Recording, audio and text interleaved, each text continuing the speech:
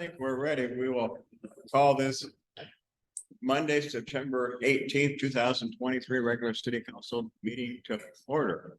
Welcome, everybody, on this beautiful day. Hope you've had a chance to get out over the weekend and today and enjoy the beautiful weather. Call the roll, please. Berglund, Yes. Mahler, Yes. Wally, yes, Schott, Yes. Klein. Okay, thank you.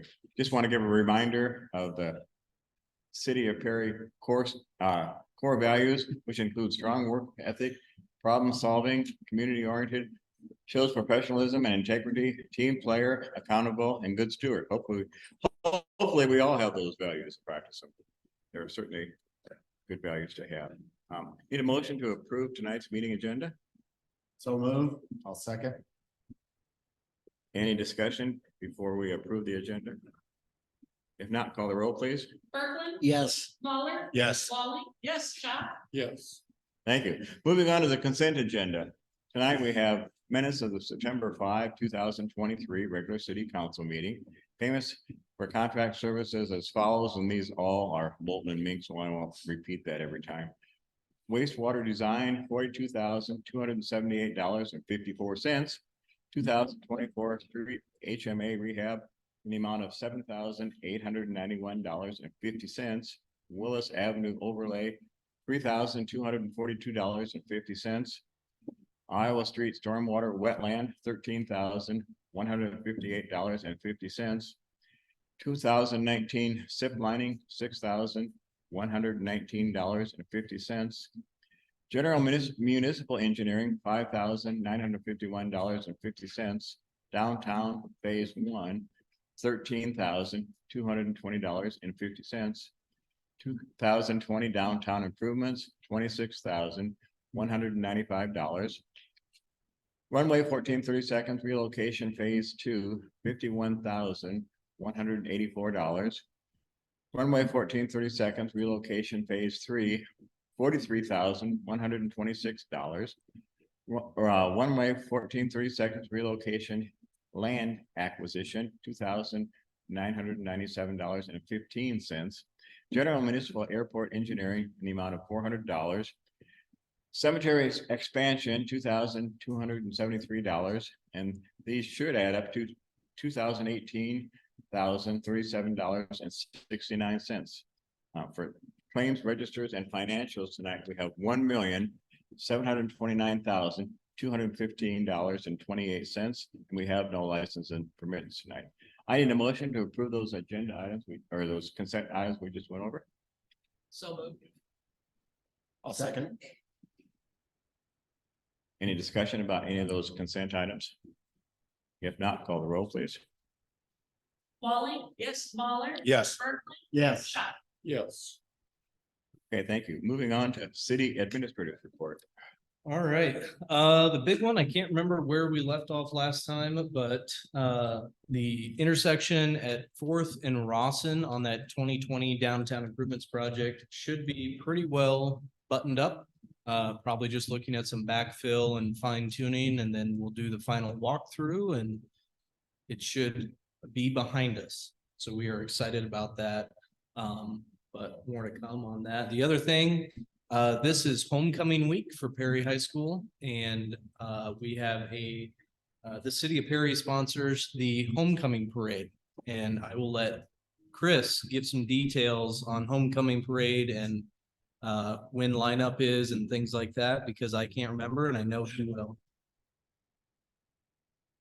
Well, Misty is here, but the reason why I am stepping in is not only for my role, but also because Misty and the rest of the full-time librarians will be at a conference. So big shoes to fill, but I'm up to the task. We've been prepping on it, so I think we're good. And I've been in the parade, I don't know how many times. So muscle memory will kick in. Any business that wants to be a part or any entry that would like to be involved, it's 5:30 at the high school parking lot. And then we're going to have the parade at 6.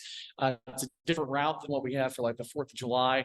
We do have information on our socials and on If not on the website, I will do that tomorrow.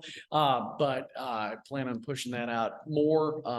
Anybody that wants to attend or anybody that wants to just be there for the parade, you're more than welcome and encouraged to be. Questions?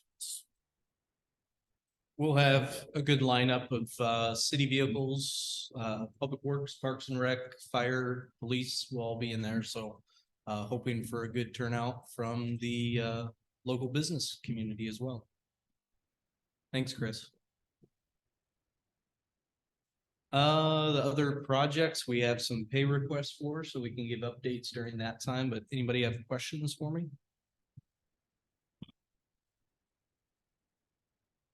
All right, Runway's looking awesome. we were just out there on top of the mountain of dirt, so Jump off from the point. no, Matt held me back, so. Anything else for Stan? Okay, thank you. If not, we'll move on to mayor council comments. First of all, I just want to say, I think the flags are a great addition, and it's amazing how they're just the right size to fit between those two spaces. They look great. Thank you for whoever worked to get those. As indicated already, we have homecoming this week, and it's always a fun week for the city and more importantly, the high school and the school district at large. As indicated, the parade will be on Wednesday. Also on Wednesday, Volunteer Day. You'll be seeing kids at many different locations around town doing volunteer work.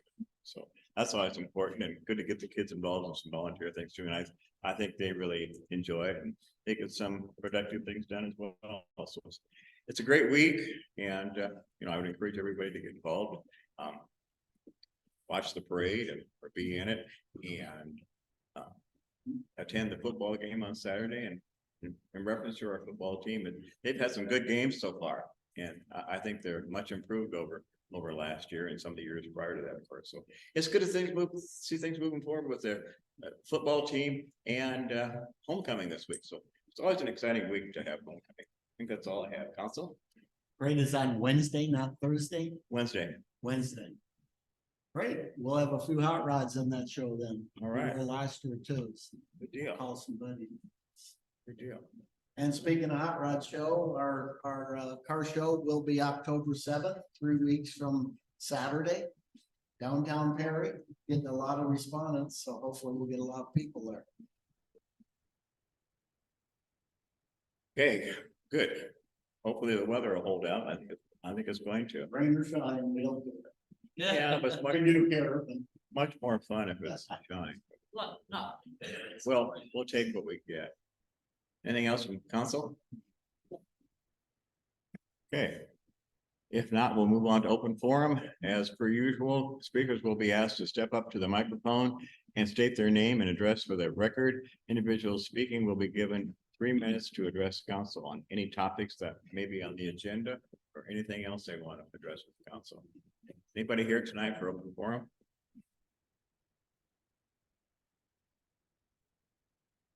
Seeing or yes? Misty Von Baron, 2409 Iowa Street. And just to go back to homecoming, I just want to reiterate that on Wednesday night after, the reason why the parade is a different route is because we like to lead everybody back to the high school because they're going to have coronation. They're also going to have a junior class fundraising cookout that night. So encourage everybody, if you're not going to be able to be in the parade, to at least line the streets and show your support for our community. It's a great opportunity for the city, the community, the business organization, the school to all come together and show our support for our kiddos. So I would recommend that everybody do that. And game Friday night against Nevada, dance on Saturday night. So thanks. Yes. So it's the same that it's been the last few years, but basically it's going to go from the high school to Willis down to 8th Street, and then back north over to McKinley Patty Street. And then we're going to go back towards the high school, and then it'll go along McKinley back to the high school and end at the high school parking lot, where you can have some grill out and then you can go in and watch the coronation. So I expect to see you there. Well, you'll be there. I won't be there. Thank you. I have a copy. it would seem to me that if we just reminded our neighbors on Facebook and emails and so on and so forth, that this was happening. Because so many of the Perry citizens are not involved with the school, not involved with this or not involved with that. And if we just brought this to their attention by quietly emailing whomever we have contacts with and so on, we could get a lot more people watching. And I know Chris has put it on Facebook, on the city Facebook page, and then the community page and a few other places as well. Yeah, and I'm not knocking anything he's done. Nope. I'm, Yeah. I'm just saying Say in addition to. a little bit of this, a little bit of that. If we reach a few more people and we get a few more people watching, it's that much better. Chris, did you put it on the radio? I know a lot of people listen to the radio. Have that listed too. All good suggestions. Anything else from council? If not, next item on our agenda is a special presentation from Perry Economic Development with an update on Hotel Patty and the Post and the public-private partnership. You're on, folks.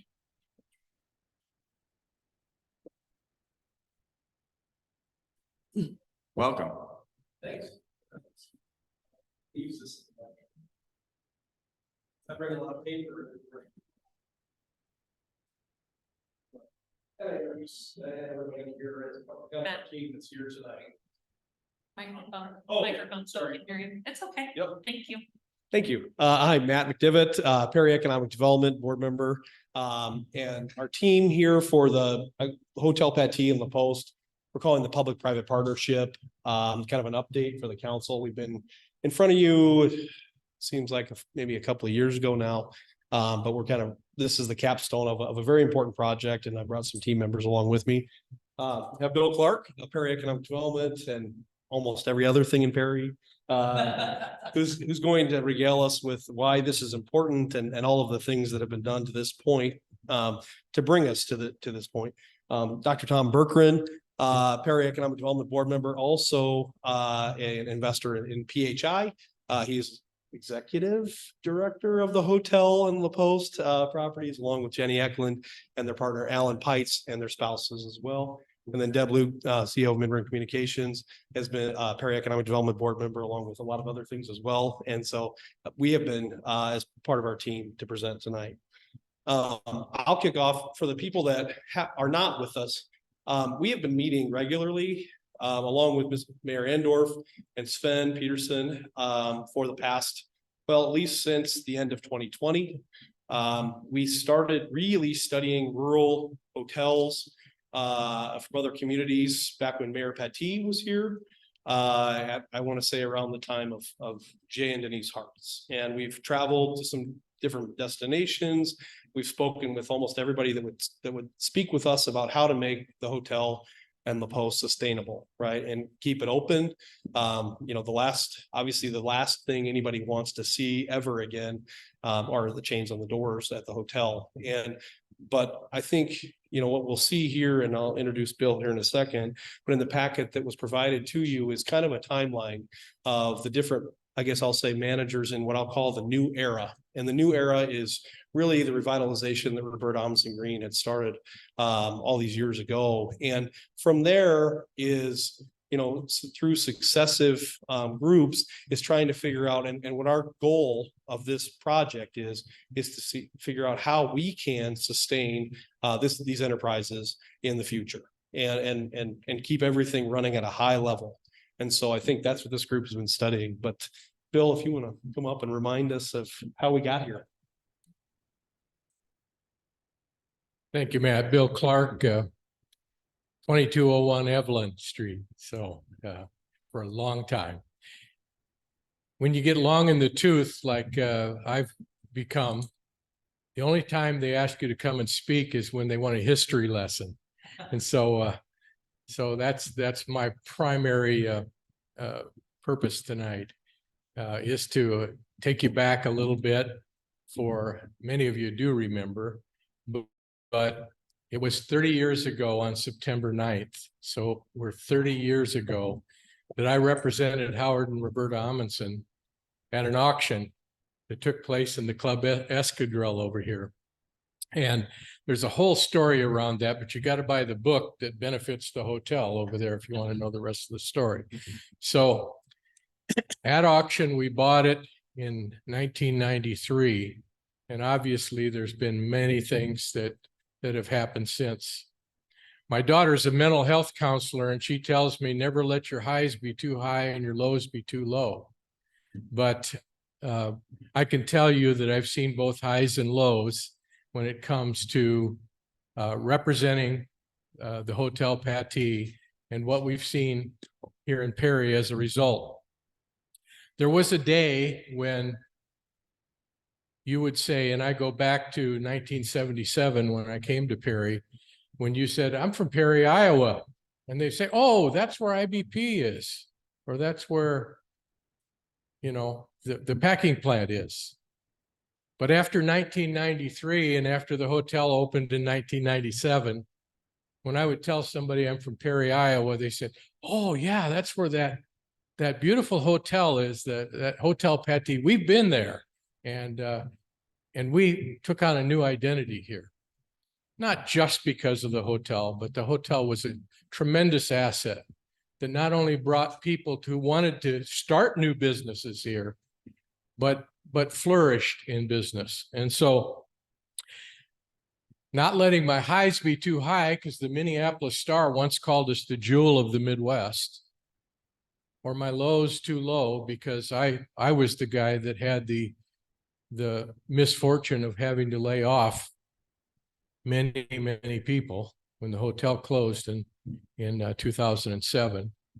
But I also got the privilege of selling the hotel personally on a couple of different times, and being involved with people who came with excitement to buy the hotel, and worked with them, worked with everybody along the way to make it happen.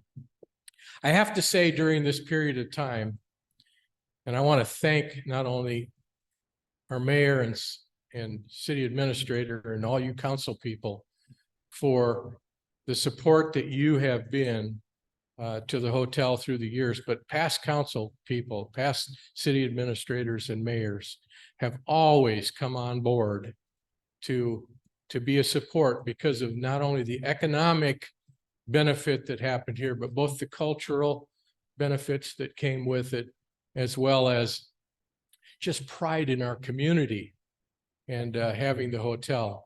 I've stood out this window and looked at people running for president and watched groups that come and saw candidates because they came to the hotel. We've had vice presidents stay at the hotel. We've had movie stars stay at the hotel, and to a great degree, Pat Sajak stayed at the hotel and played a joke on me. You got to buy the book again to find out about that one. But all that to say that through the years, we've had many different partnerships that have come together, but always the partnership between the hotel and the city has been significant. In 2008, it became obvious to me as I marketed the hotel that from a demographic standpoint, it needed help. And we forged a partnership with the city of Perry at that point, where the city paid $100,000 and the Perry Economic Development paid $50,000. And I took the mayor of Perry down to Kansas City, and we were able to sell the hotel to a company there. Lots of things have happened since that time, but never has there ever been a detriment to the partnership that was done between the city of Perry and the Hotel Pattee. And it frankly needed that kind of support in a public-private partnership. That hasn't changed. And as I've watched all these different, over the last 30 years, all these different highs and lows, and we all know the lows and we don't want to go there, I'm probably more encouraged today with the prospect of the city of Perry being the anchor on this hotel and Perry Economic Development being the partner, and with our involvement with the Friends of the Hotel Patty in raising money, I am more encouraged by the future of this hotel than I have been in these 30 years. And I mean that sincerely. I'm not just saying that for your benefit.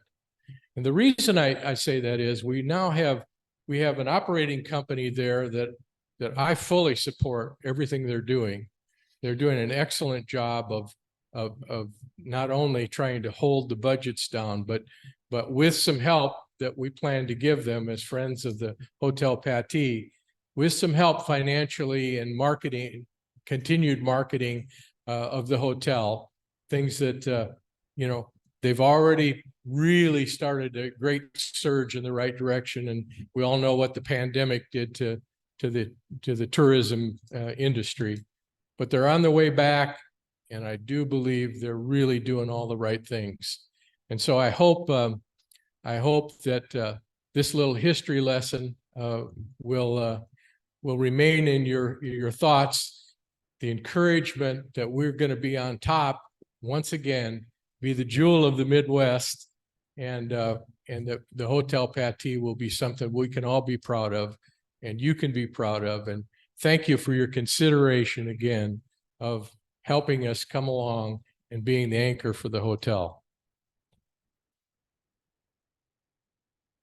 Thanks, Bill.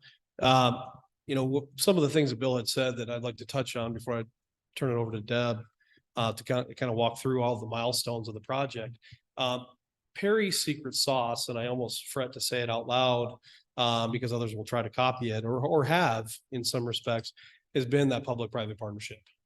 We can do more together as government with private industry and for profits than we ever could alone. And this project really came in as a result of that, of wanting to sustain the hotel and La Poste. And it's important.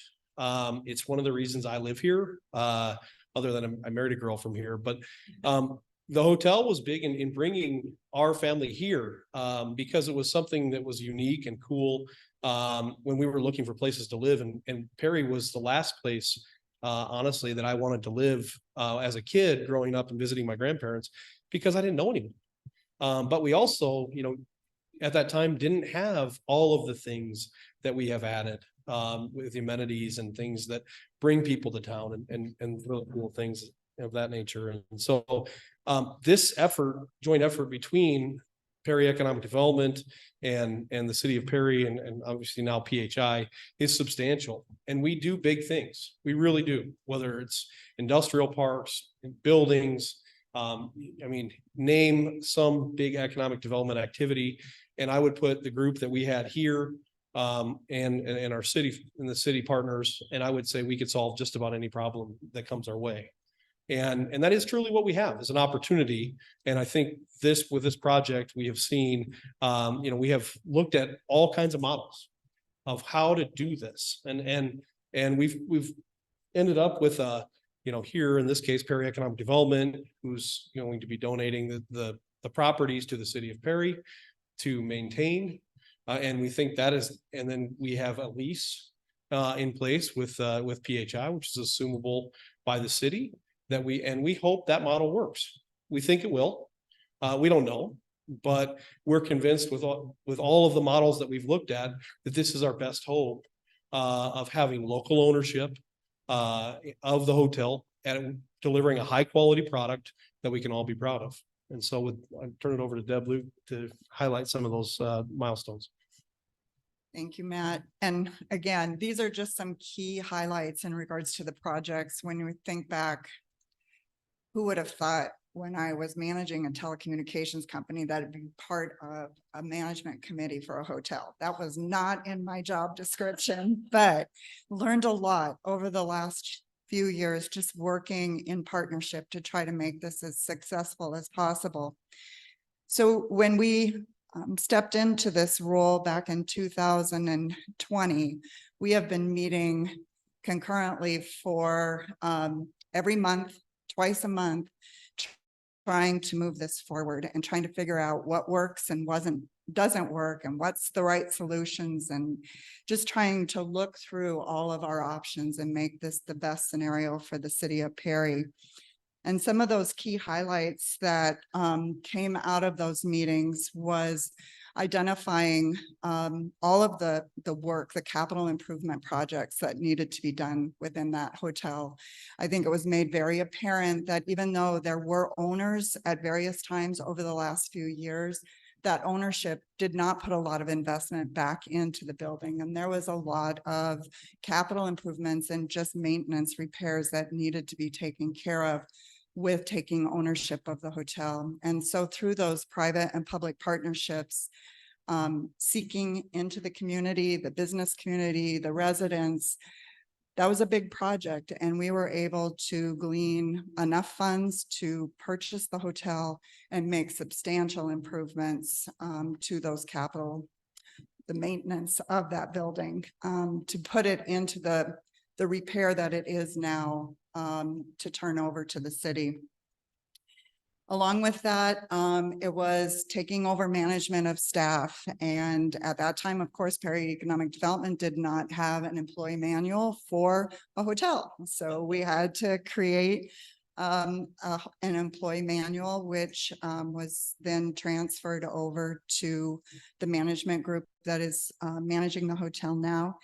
And that was done in 2021. In July of 22, after many interviews, we did RFPs searching for a management company to run the hotel, and we were not successful. We couldn't, not that we weren't successful in having applicants come back to us and express interest, but it didn't feel right that they were the right fit for the community, that we're going to invest the personal touches that we know is important to the hotel here in Perry.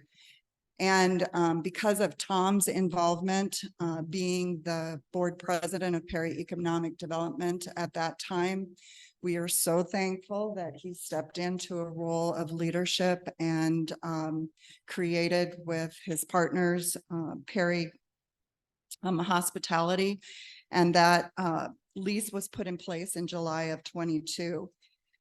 And after that, the city then went in and made an investment in a study of the major improvements that needed to be done at the hotel, but aside from what we were able to capture just from the visual inspection and meeting with employees that were there. The city invested in identifying what are the future investments that are going to be made. And so there is a very comprehensive study in regards to that. And then in December of 22, it was identified that there were going to be future needs for the hotel. And it was decided to create another 501c3 as the Friends of the Hotel Patee, so that we could continue to seek opportunities for donations to help sustain the future of the hotel and assist the city again in that private-public partnership there. As we've talked, there's been a lot of restoration that's gone on at the hotel, but there's a lot more to do. As you go there, they've done woodworking improvements, but again, over time, wear and tear, and there's still a lot of things that need to be done. So hopefully that's where the 501c3 can help sustain some of those improvements that need to be done. So through this process, the last couple of weeks in our conversations, we have been fortunate enough to have Tom and his group agree to extend an additional, or to do 3 additional years here in a lease agreement, should the city accept the donation from Perry Economic Development. So we are really pleased to know that the quality of what has been done over the last few years will continue when the city takes over.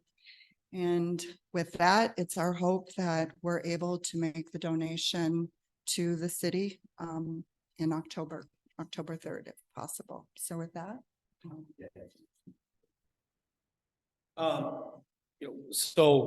thanks, Deb. What was critical to the effort obviously was fundraising. And as part of that public-private partnership, there's a slide that kind of breaks down, what the city has given to the project versus what Perry Economic Development has given to the project, and then and then all of the donors have given. And several of you, that I look around the room have given, several companies have given. This truly was a community project. And I will say, we haven't hit them all.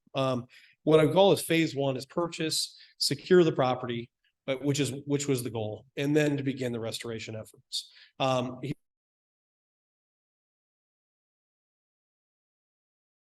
By accepting the donation, you're not alone in this. As Hotel Patty, we are creating the first, I guess I'll call the governing board of that. And then also we'll be inviting the public to be as part of the fundraising team for phase two. And that's important and it's substantial. And here is, what we have said is, it's not just donate it to the city and then good luck, you're on your own. As you know, for the past 30 odd years, Perry Economic Development has been in the trenches, helping and making this thing work, and we're going to be right alongside you. The board will contain some appointees from the city of Perry, appointees from Perry Economic Development, and then also, people who are passionate about making this hotel better. And the funds that are raised from that will help not only defray the costs of maintenance and repairs, but also operational initiatives as we see fit through the years. And so, that is something pretty cool. But I would summarize in this, to date, by my math, for this project, we have raised 89 donors in total, have raised 2.875 million. And that's a huge number. It really is. And some will say, is it really worth it? And for those, I would love to invite them to a conversation with me to persuade them as to why it is. But knowing what happened in 2008 and seeing the impact on our community. And at that time, if you remember, we had several businesses like we have now that have joined on Second Street. We have way more now than we ever had at that time. But even then, the retail started to fill up, started to have some storefronts open up.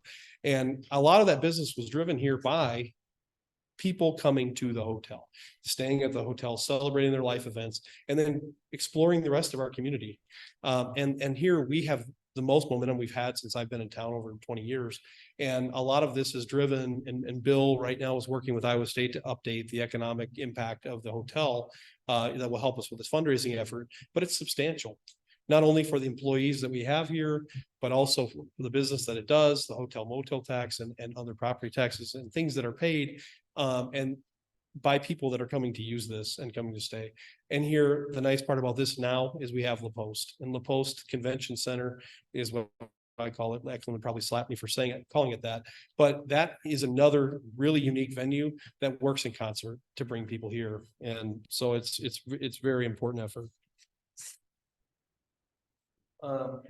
I'll quickly touch on maintenance. I do have something that I'll hand to the council afterwards. It's kind of just it's a detailed of all of the maintenance and repair projects that we have done to date, the substantial ones. We've looked at all the systems. We've started restoring several things, and Tom can certainly speak to these highlights here. New 1 million gallon water heater. Incredible to even think about that. When you're going, all of a sudden things that used to work don't work.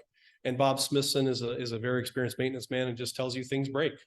And so then here you put duct tape on them and baling wire so often before you need to replace them. And so just recently we have a new prep line in the kitchen that was substantial and not on our radar at the time we started this effort.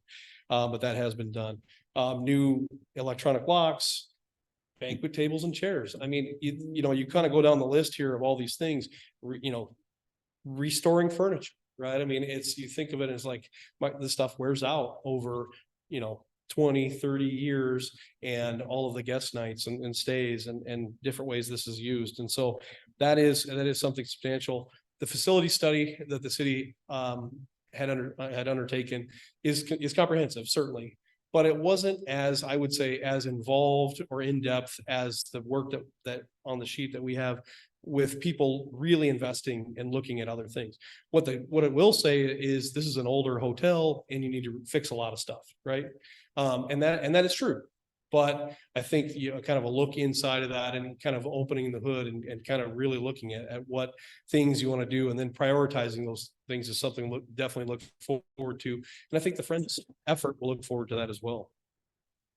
Something that definitely needs to be pointed out for us here in this forum is the Quilters Guild has been so kind. Now that the hotel has given them space and discounted meals and drinks and things, but they have turned out at least to date 12 quilts. And I know they're working on more, but of the 40 guest rooms, that's really substantial.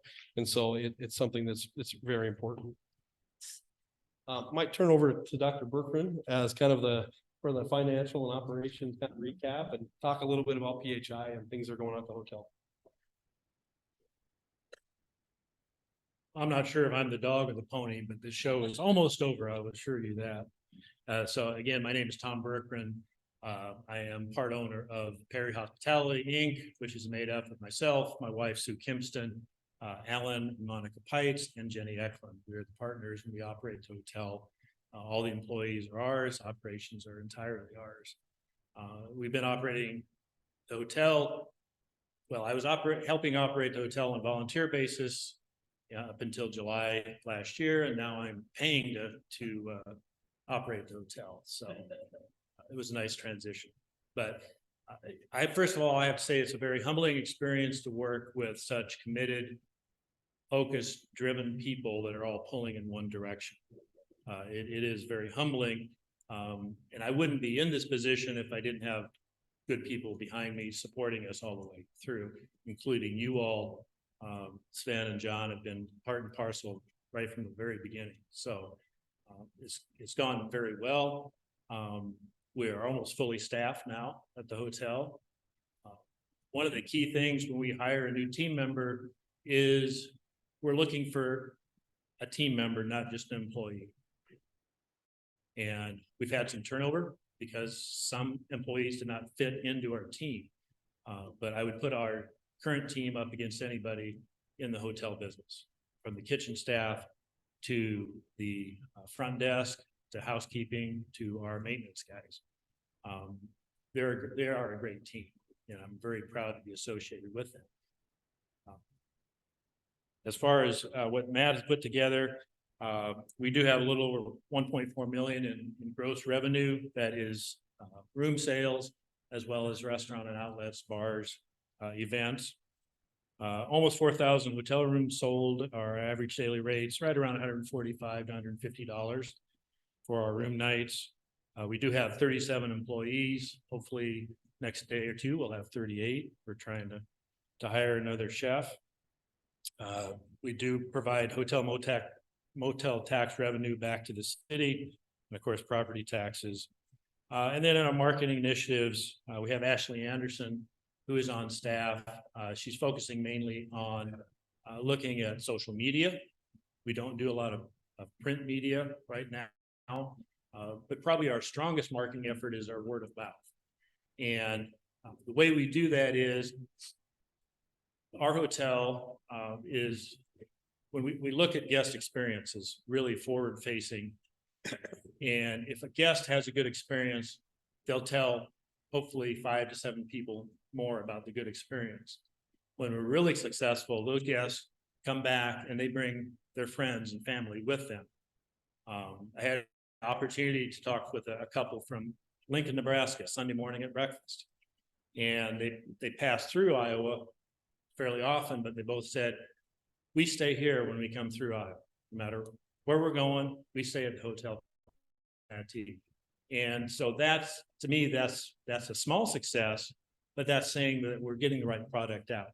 Do we get it right every time? No, but every time we don't get it right, it's a learning experience for our staff, for our management, and it helps us to be better. And that's always our goal, is to be better. And I think if you've been in the hotel lately, we're very proud of how the hotel looks, the cleanliness of it, the food products that are coming out of the kitchen, we think are deserving of the brand of Hotel Pattee. And that would be, my last comment is, Hotel Pattee is not just that brick and mortar building over there. Hotel Pattee is a brand. And it's a brand that Perry should be proud of. And that's what we endeavor to do every day, is present to our guests a brand that is deserving of Perry, but also of the legacy that Roberta Green Amundsen gave us almost 30 years ago in that hotel. The other comment I would have, 30 years, that's 2 lifetimes in hotel years. Really it is. But again, part of that legacy that Roberta left us was a very sound construction of a hotel and high quality products. When you look at a couch in a room and you look back 30 years ago and you see it cost $8,000, that's pretty high quality product. And we still have that couch today in that room. So, but I would be glad to answer any questions anybody has about operations. We are striving to be a community hotel. Lions meet there, Rotarians, Quilt Guild, PEO, retired school personnel. We just love having civic and city organizations, groups come in. We have retired railroaders come in now. We have at least 2 churches that have a regular meal there. So hopefully we'll see you all in one of those groups. But I'd be glad to answer any questions about operations. Okay. I promise we're getting closer to the end here. Like Tom had mentioned, it's substantial effort here, and we do have some recommendations for the future, as a result of, kind of our study of the group. I guess I'll maybe invite Deb back up. Kind of hit on the first few. Well, I think a few years back, again, with a private-public partnership, Perry Economic Development was involved with the city in regards to identifying a new brand for the city of Perry. And that was phase 1. And it included the schools and some of the businesses. And it was a collaborative effort and the hotel in regards to the future branding of the city. But that's only one phase of marketing. You can have a pretty logo and a pretty tagline on all the trucks and everything, but if you don't use that to brand the city, just the same as what the Hotel Pattee has in regards to the brand and the quality of the service that's there, then it's just a brand, but it doesn't really mean anything. And so the next phase of the marketing that was started a few years ago is to take that to the next level and to elevate it and expand on attracting tourism and involving others, whether it's the chamber or the hotel, to be a part of that, so that it's bringing people in. And it's going to take everybody being involved with that, and again, a partnership, because it can't all fall on the city, it can't all fall on the chamber, and it can't all fall on the hotel or independent groups. It's a collaborative effort that we're going to need to work together. And as all of us know, marketing is not an inexpensive endeavor, and it's something that we're all going to have to pull together and be a part of. So we just encourage you to consider that as you're thinking forward in regards to the participation from the city in regards to what those efforts are.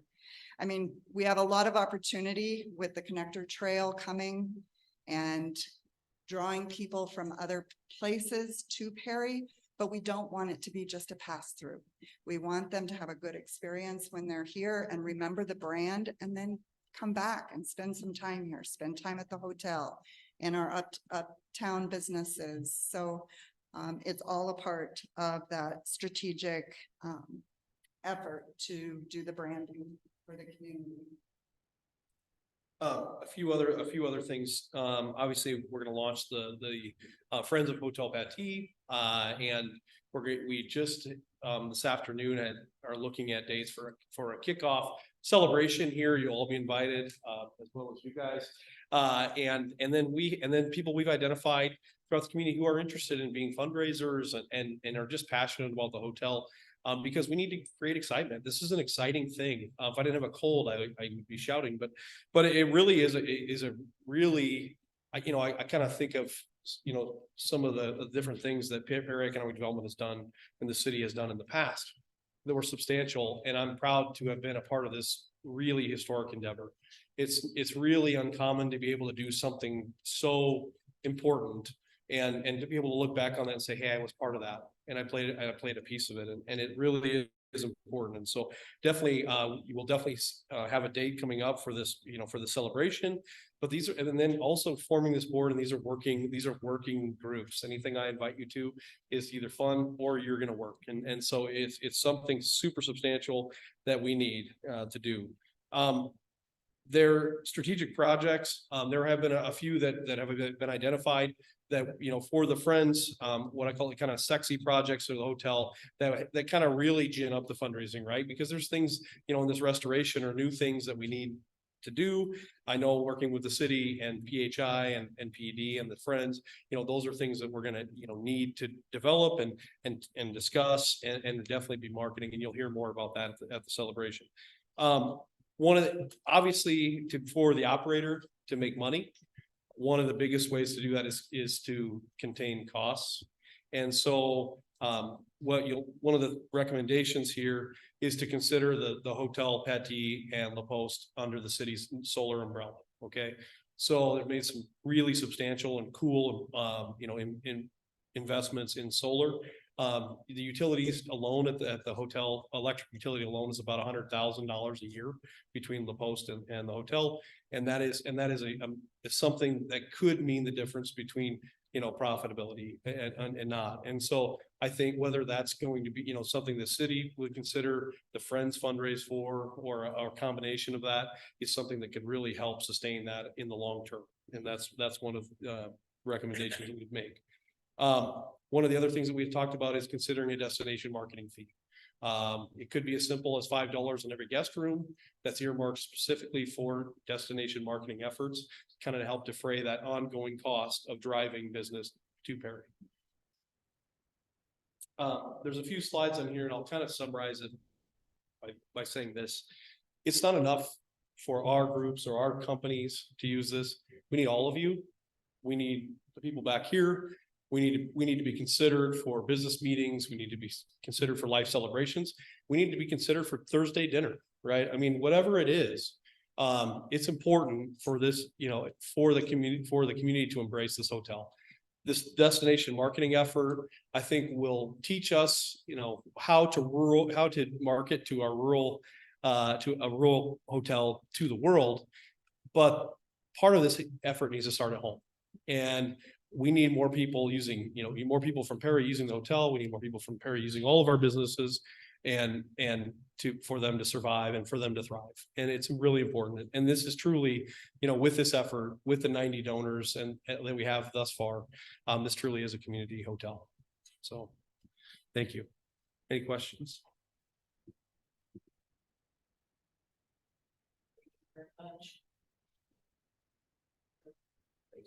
Thank you for coming. As the group has shared, they shared a lot of information in a reasonably short amount of time. There's been lots of hard work put by me, of course, by many people. And I want to thank everybody that's been involved. And there's many components and many pieces of this puzzle that have been put together already. There's lots more to do, but thank you. Yes, thank you.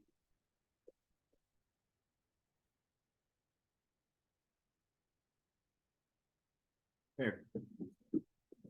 Start with our rest of our agenda here in just a moment.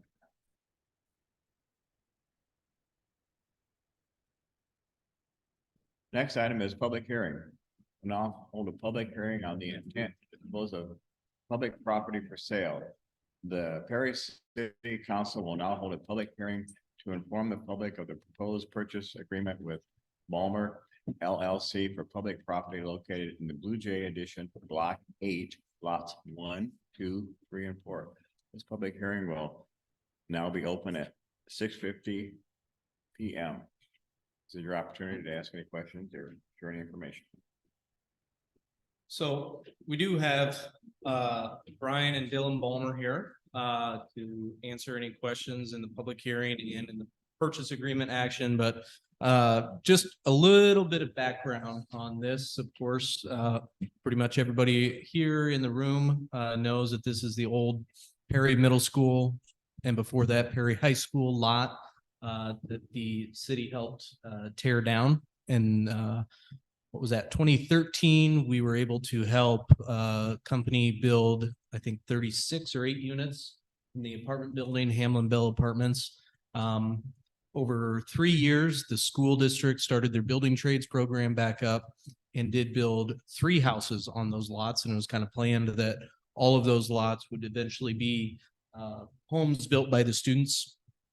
Unfortunately, our building instructor passed away, and with changes to the tax abatement coming up next year, we had a conversation with the school district, and they kind of gave the thumbs up to move ahead to try and get those lots moved along. So we're able to strike up a conversation with Ballmer LLC with these guys, and much like the Capital Homes project on the Willis side, kind of try and come up with something similar that would be a nice kind of transition between the multifamily units, the single family, those 3 single family homes, the townhomes that Capital Homes will be building, and then these. And I don't know, do you guys want to come up and kind of give an overview of the project you're proposing?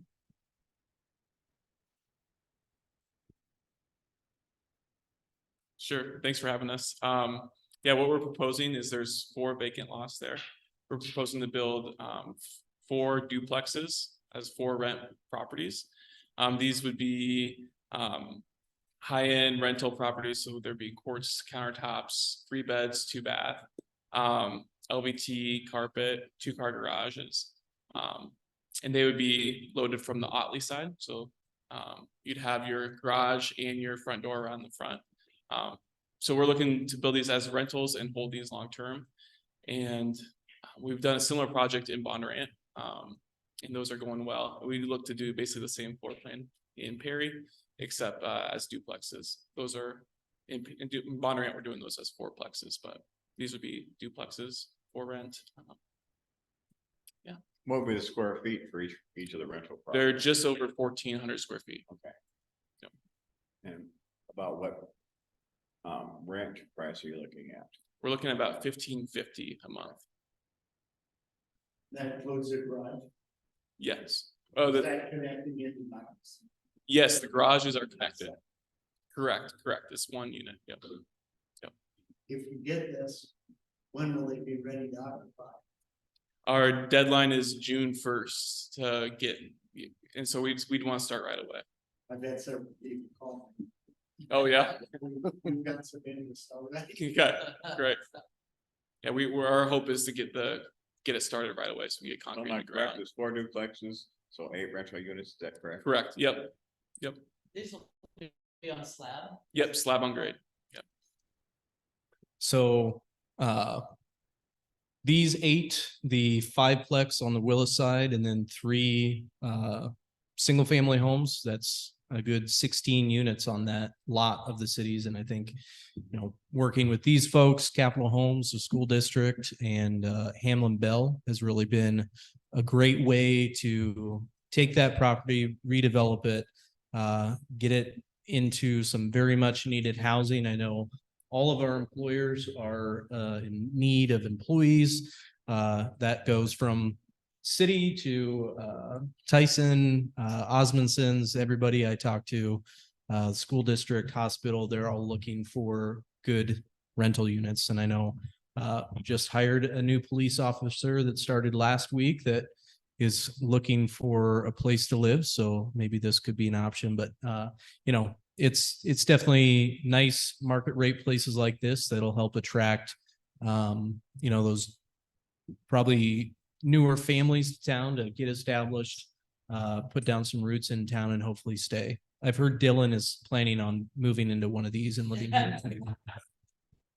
So We've got 3 or 4 more lots on the other side of that. On that one there.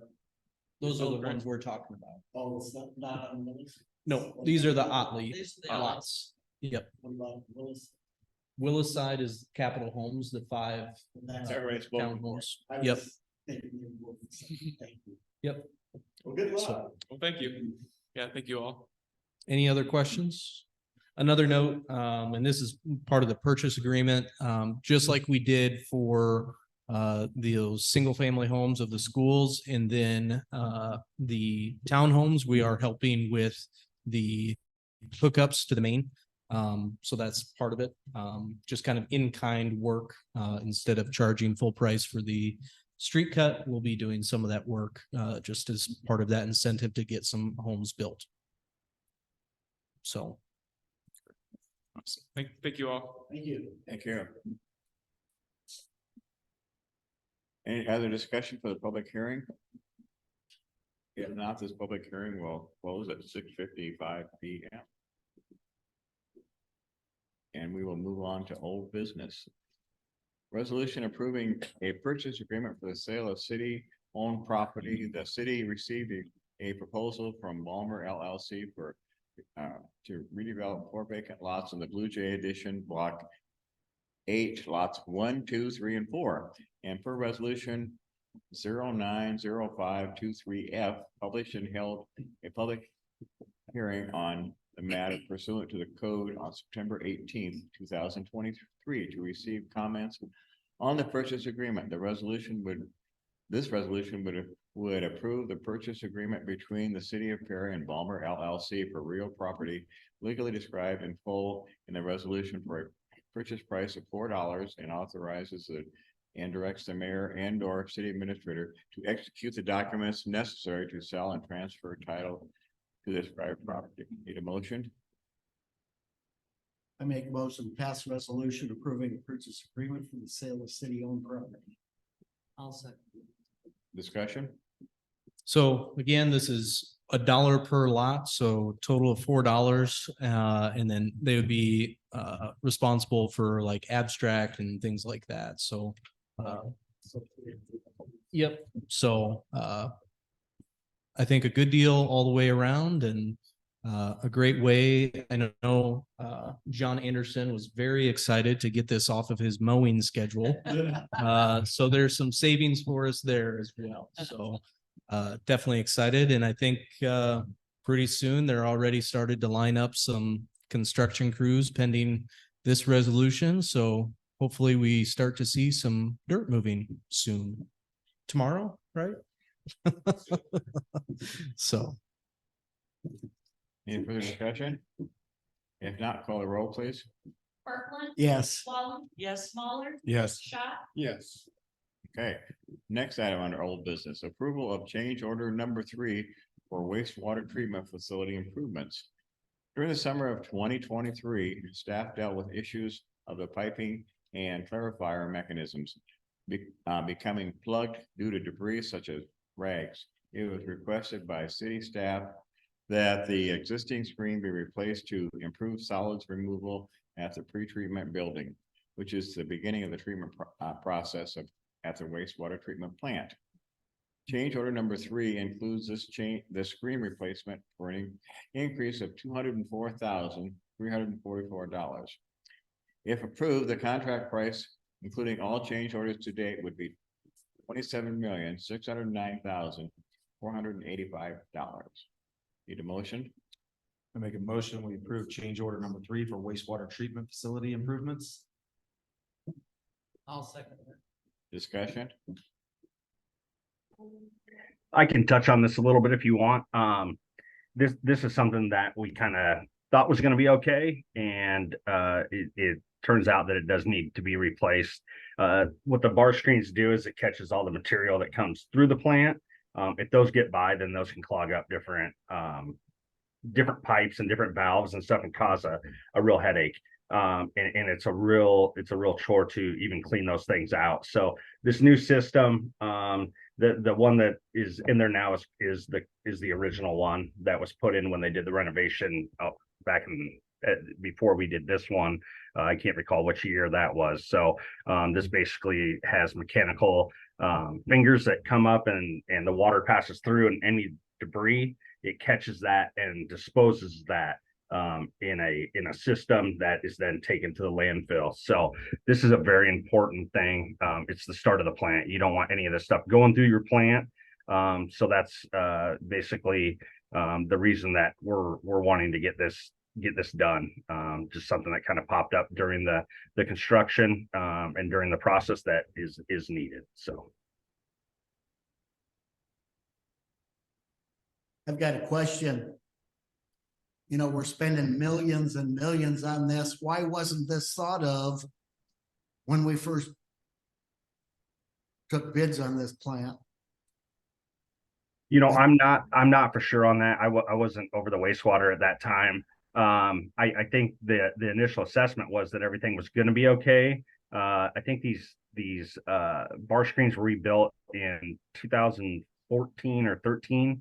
And I think they thought the lifespan was going to be better, but they're just not. I think another thing that's happened is you can, you know, we've recently sent out letters to people. We've been battling our own issues with like the wipes and stuff that people are going through, and those have a tendency to slip through there with this system. So I'm not exactly sure. I think that was the reasoning, that they thought everything was going to be okay. Is this a problem with our engineer? Not quite. I think if you recall back when this project started, the facility study was done in 2016.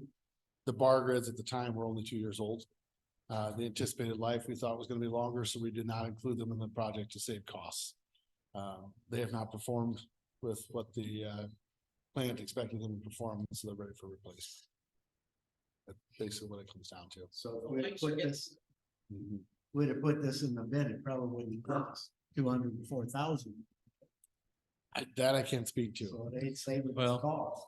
Remember when we bid this project, so it's probably cheaper today than it was. When did we bid this? 21, Yeah. 2 years Right in the ago? middle of- Right in the middle of Right? COVID, yeah. 20 or 21. Yeah, right in the middle of COVID. Was it in 20?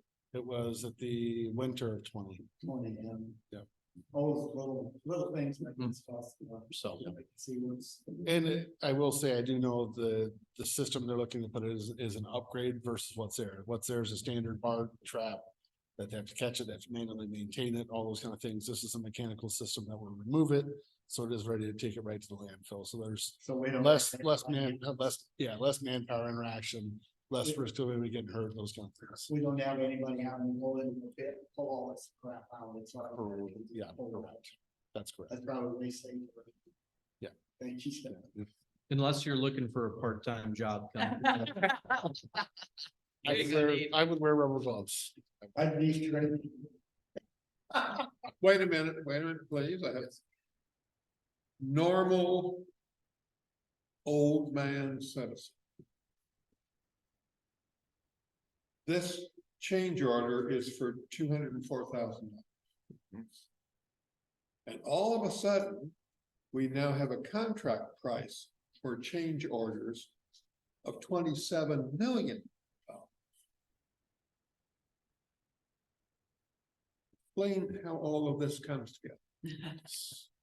Ask your question again. Okay. I mean, I'll read this to you. Change order number 3 includes this screen replacement for an increase of $204,344. If approved, the contract price, including all change orders, would be $27,609,485.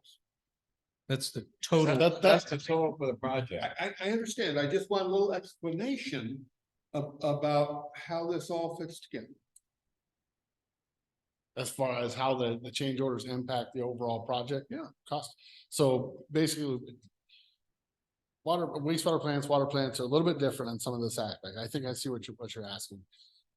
So projects like these have a built-in contingency that are included with the bid when they come in, because we know we will find things like this through that process.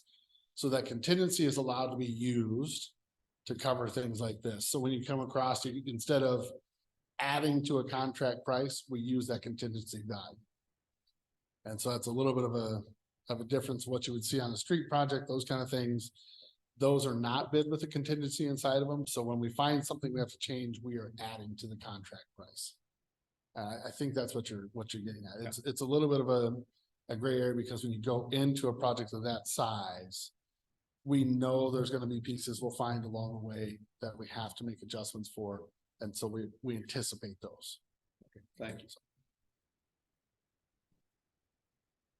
Any other discussion about this new amount here, the change order?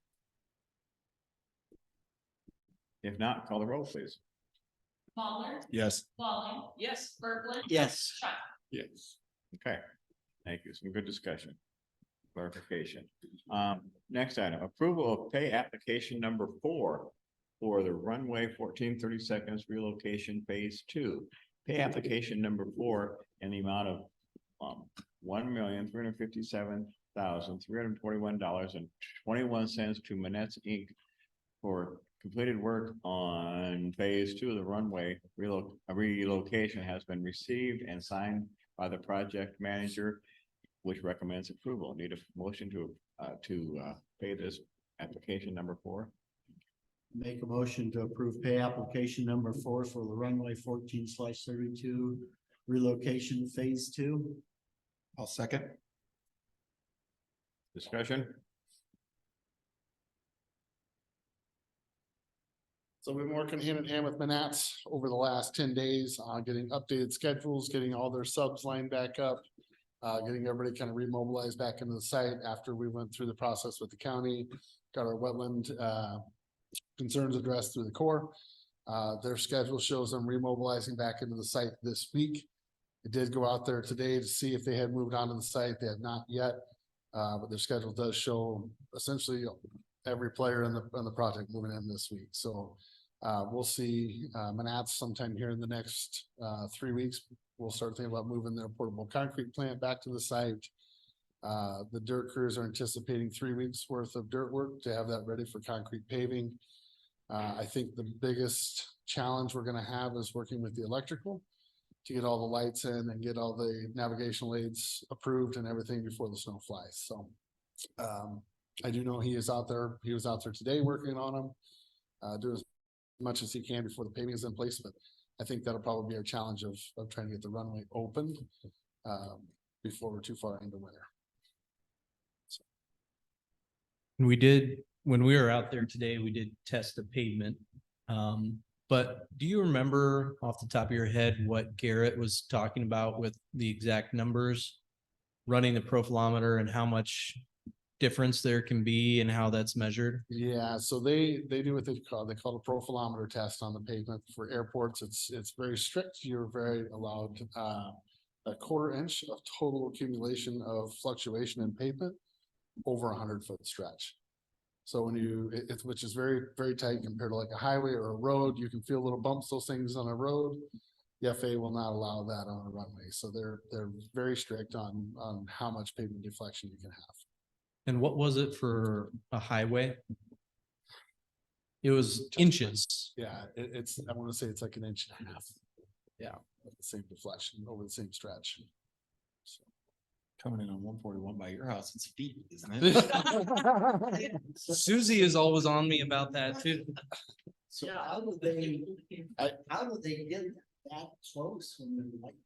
Well, I'll tell you, it takes a lot with a good contractor to get that done. I will say out of the 4,000-foot runway with 100-foot wide that is all paved, they had one piece in the middle that just barely got out of the specification. That's roughly about a 20-foot long section.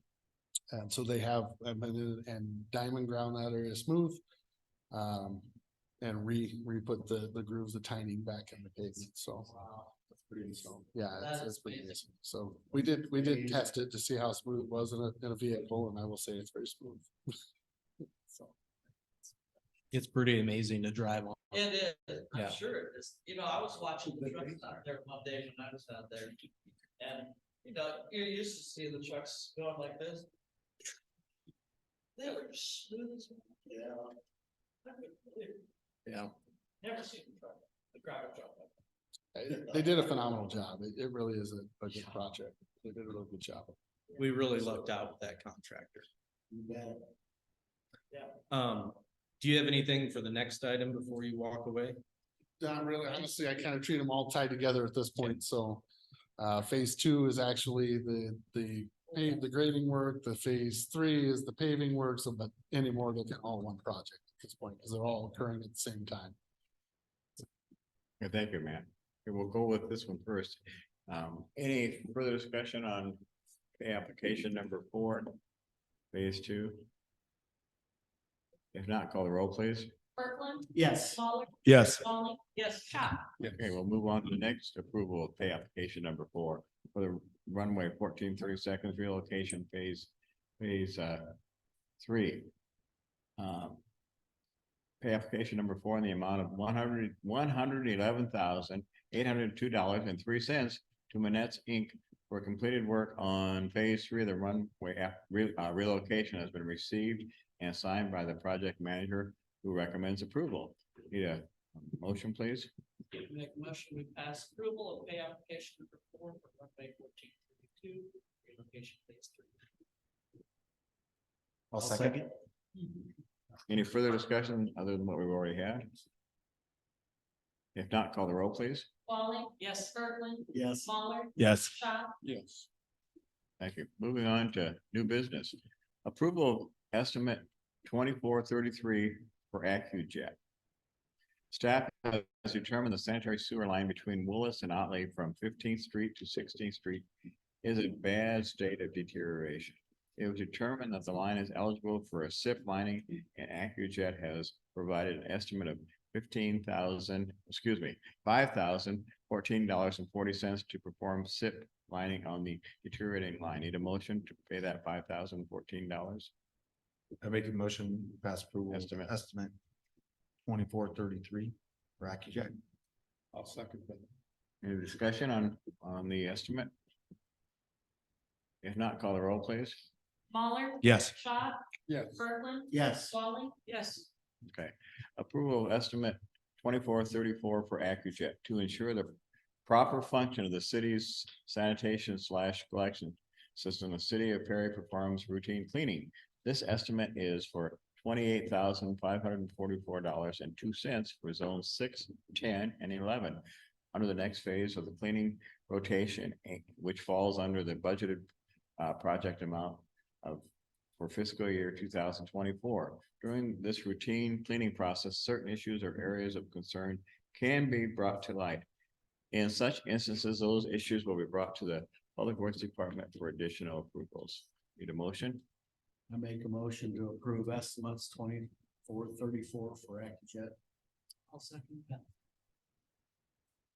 So Any discussion? both the previous project and this project fall under our professional services agreement with AccuJet, which cuts out a lot of time and effort, both on city staff, their staff, Bolton Mink staff. So makes this a very efficient process for us that one resolution, they're able to go out and do their thing and improve our collection system. So Josh mentioned this morning when I was in his office that these are the final phases of our cleaning only round. So after this fiscal year, we'll start budgeting to do cleaning and televising again. So we'll be moving back into that, and then we can really kind of see. I want to say it was 2013 to 16 that we did the last round. So we'll be able to kind of see what that difference is about 10 years later. In those same phases of what things are moving and shaking, or hopefully not doing either of those things, flowing nicely. So that'll be in budgets to come. Okay. Any further discussion? If not, call the roll, please. Kirkland. Yes. Wally. Yes. Smaller. Yes. Shot. Yes. Thank you. Having further business before us tonight, we stand adjourned at 15 p.m. Thank you, everybody. Some good discussion and good meeting.